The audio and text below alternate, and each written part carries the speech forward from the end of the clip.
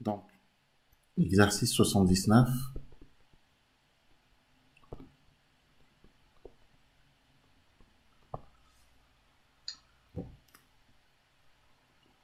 Si la limite quand x tend vers moins l'infini de la fonction f est égale à moins 2,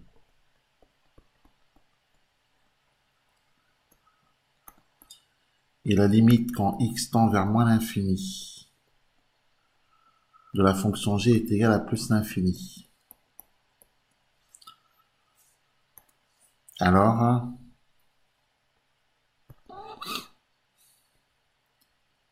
la limite quand x tend vers moins l'infini de g de f de x sera égale à plus l'infini. La réponse est vrai ou faux. Alors, il faut qu'on vérifie ça. Euh, donc, imaginons que la fonction f, alors si f tend vers 2, vers moins 2, pardon, et si la limite de la fonction g tend vers plus l'infini, alors g de f de x, à ce moment-là, il faudrait peut-être imaginer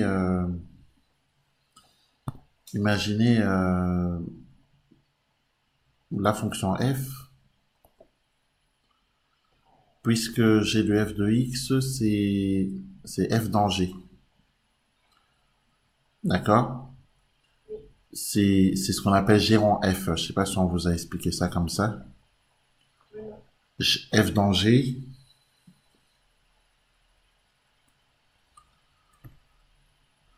Donc,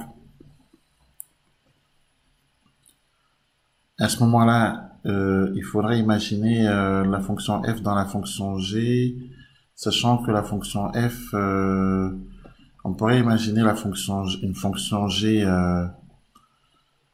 qui soit de la forme, par exemple, moins 1 sur, sur grand x. Imaginons une fonction g qui soit de cette forme, et imaginons la fonction f qui soit, par exemple, égale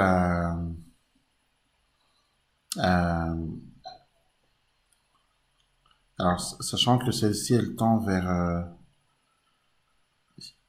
celle-ci étant vers, g tend vers plus l'infini, là. D'accord?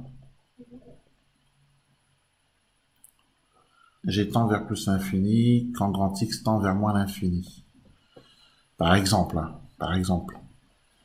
Et à ce moment-là, euh, on a la fonction f qui, elle, tend vers moins 2.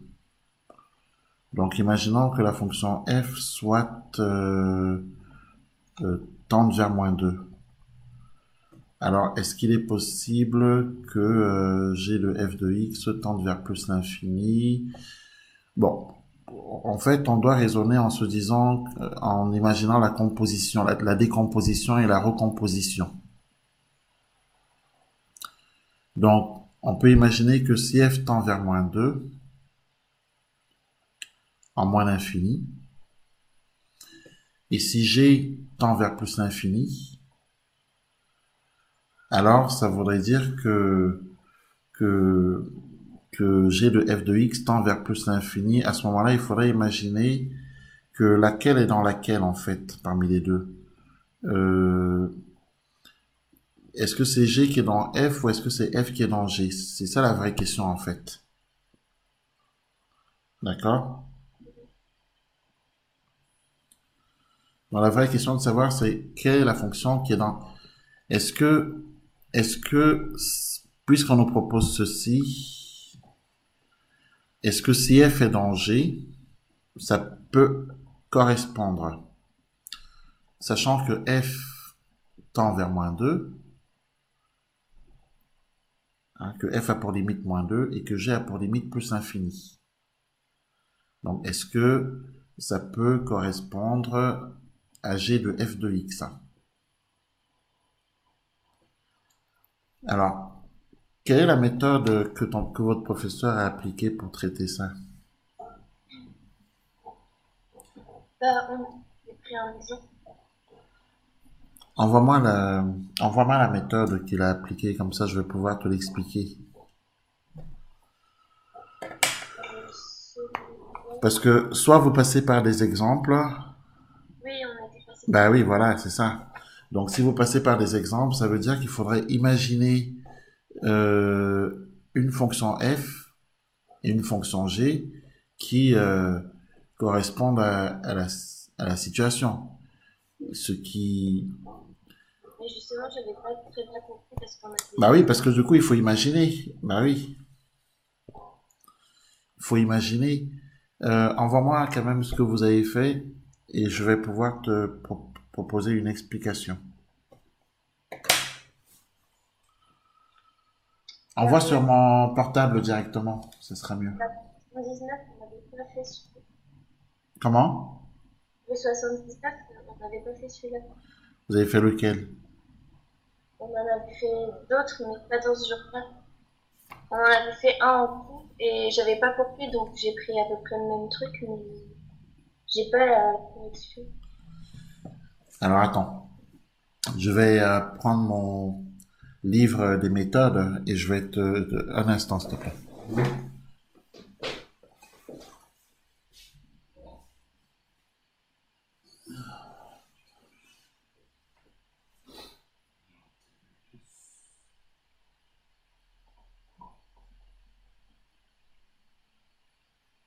Parce que c'est vrai que si au bac on avait une question comme ça, de vrai ou faux, je sais pas si ce serait judicieux de prendre un exemple, ça prendrait peut-être du temps. Bah, un exemple,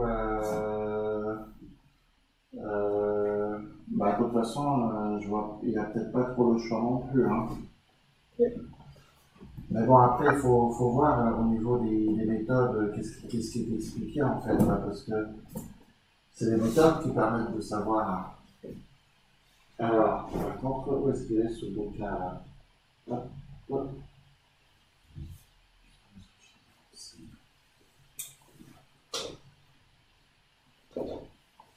Ah, je cherche, hein, parce que je sais pas où est-ce que j'ai balancé.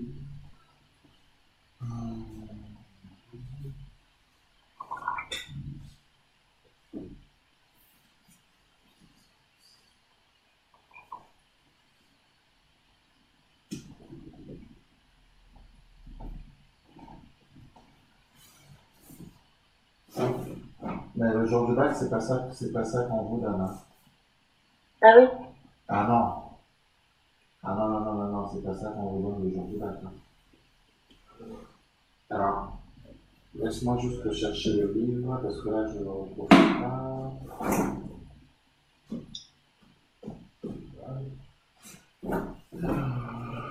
Bon, je sais pas, est-ce que j'ai balancé?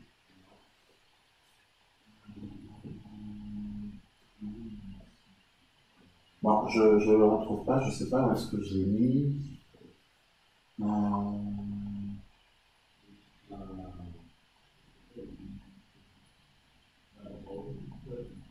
je sais pas où est-ce que je l'ai mis là. D'habitude, il est pas très loin, il est là, comme par hasard. Bon, bah sinon on peut faire un je autre vais. exercice. Attends, je vais regarder sur internet, ça va être plus simple. Donc,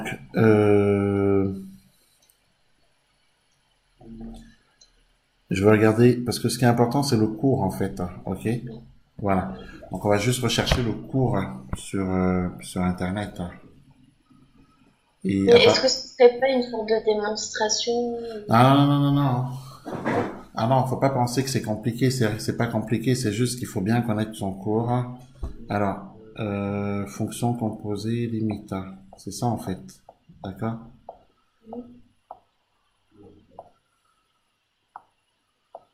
Ah non, faut pas penser que c'est quelque chose de compliqué, non, pas du tout, hein. C'est juste que il y a un cours et il faut connaître ce cours et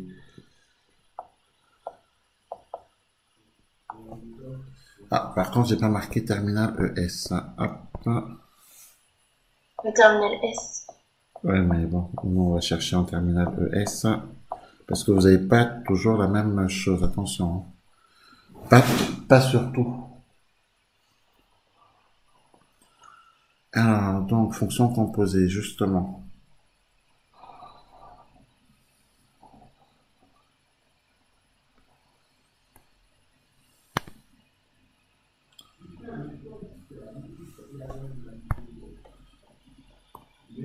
Erwan, doucement, je suis au travail, là. Erwan, doucement. Je suis au travail, je te dis. Donc, alors, là, on a quelques éléments. Par exemple, tac, tac, tac, tac.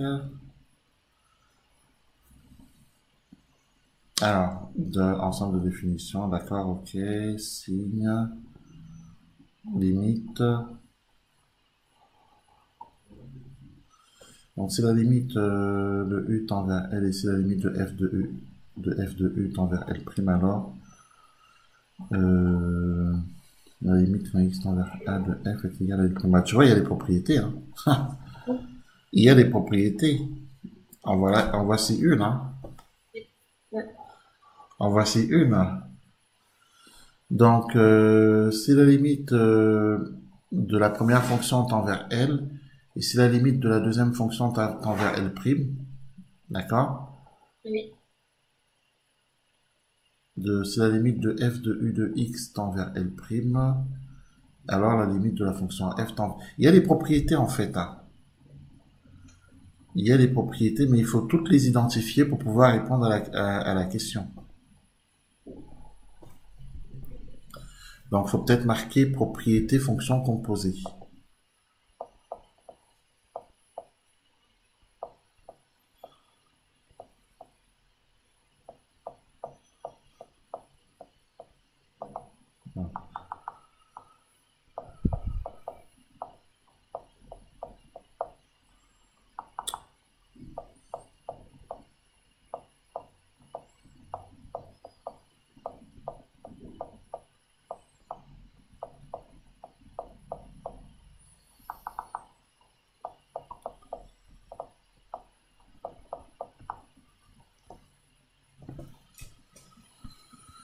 Alors, qu'est-ce qu'on trouve?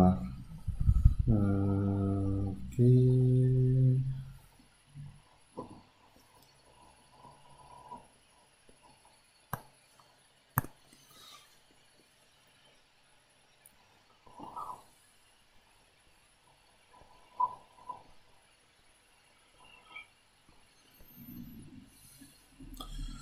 Alors, les fonctions composées, c'est qu'elles... Page 14. C'est marqué. c'est marqué page 14. Bon, je sais pas ce qu'ils vont nous apporter en une page. On verra bien, hein.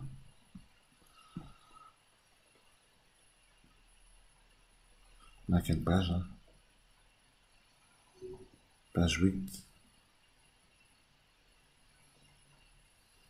10. 12.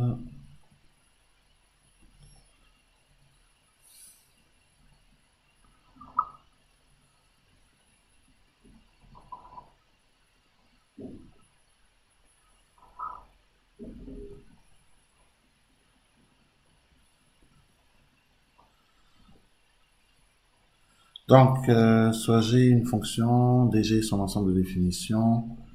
Euh, bon, ça c'est la définition de la fonction composée. Théorème sur les limites. Tiens, il y a des théorèmes sur les limites, hein. Ok? Et Mhm. on nous dit qu'en notre G rond U, on dit aussi que F est la composée de G par U. G rond U d'ailleurs c'est G de U de X. Bah oui, c'est ça. G rond U c'est G de U de X.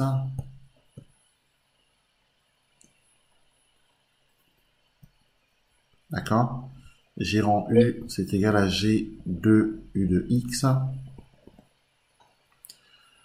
G rond U se définit comment? G rond U, c'est G de U de X. Donc ça veut dire quoi? Ça veut dire qu'on va commencer par U et on va terminer par G. Donc ça veut dire que on commence par réaliser U et ensuite on finit en réalisant G.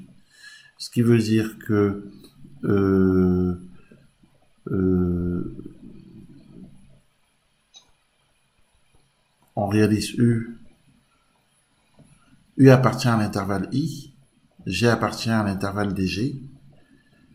Le domaine de définition de G, c'est DG. Le domaine de définition de I, c'est U. De U, c'est I. Et on réalise U en premier. Ensuite G. Et ça nous donne la fonction G de U de X. Donc, pour réaliser U en premier, ça veut dire que on part de la variable X. Pour réaliser U, on obtient U de X. Et ensuite, on applique la fonction G, ce qui nous donne G de U de X. D'accord? Oui. Et cette fonction G de U de X est définie sur R. Bon, ça, c'est la définition d'une fonction composée. Bon, maintenant, il y a des théorèmes sur les limites.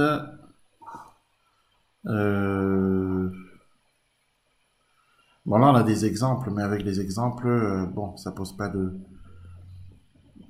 de problème. Là, par exemple, si on regarde l'exemple qui nous est proposé là, on a la fonction U de X qui est égale à 2x plus 3, c'est une fonction affine. G de X qui est égal à X au carré, c'est une fonction polynôme. On veut réaliser la fonction F. G rond U. D'accord? Oui. G rond U, c'est G de U de X. Donc la fonction F, G rond U, c'est de partir... Alors, on est bien d'accord que cette fonction est définie sur R. Celle-ci aussi est définie sur R. Donc, c'est de partir de U qui est défini sur R. D'accord? Et ensuite, on a la fonction, on réalise U qui est définie sur R. Et ensuite, on va réaliser sur R la fonction G. Et la composée elle-même est définie sur R. Bon, ça, c'est les domaines de définition, ça. Après, ça veut dire qu'on va commencer par U. Donc, on va partir de X. On va atterrir sur U de X. U de X, c'est 2X plus 3, je rappelle. D'accord?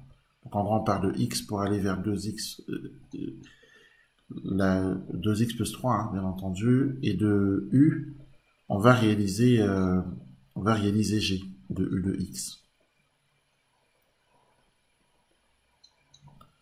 Et G de U de X, c'est de passer U dans G. Ce qui nous donne 2x plus 3, le tout au carré. Bon, ça, de toute façon, je pense que tu as compris. Oui. Puisque ça, on l'avait déjà fait. Par contre, ce qui nous manque, ce sont les propriétés. Des Voilà, on a limites. des théorèmes sur les limites là qui arrivent là. Tu vois? Oui. Et justement, ce sont ces théorèmes, je pense, qui doivent te permettre de répondre à cet exercice-là, normalement.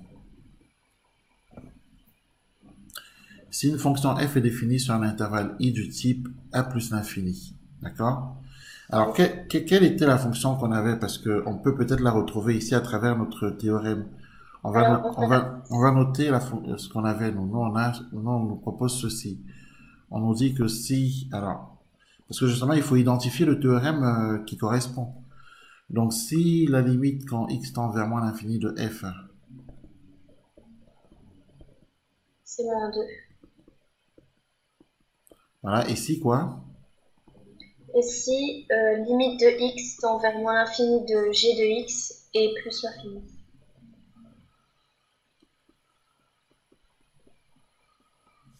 Alors, Alors, la limite de x tend vers moins l'infini de g de f de x, c'est plus l'infini.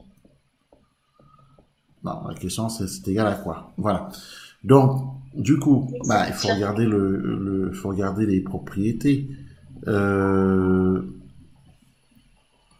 À partir du moment où x tend vers moins l'infini, d'accord?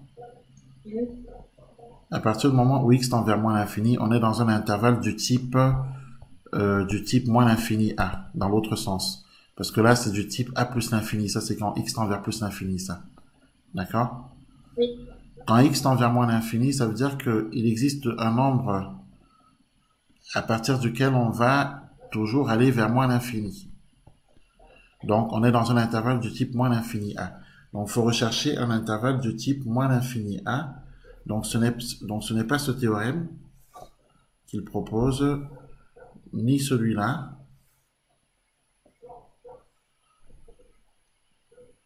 Alors,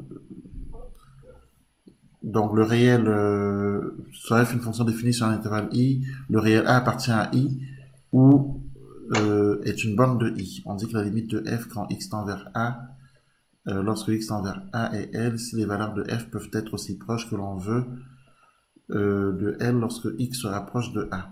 Ce qui veut dire que quand ça tend vers un réel. Bon, sauf que nous, on ne tend pas vers un réel. D'accord?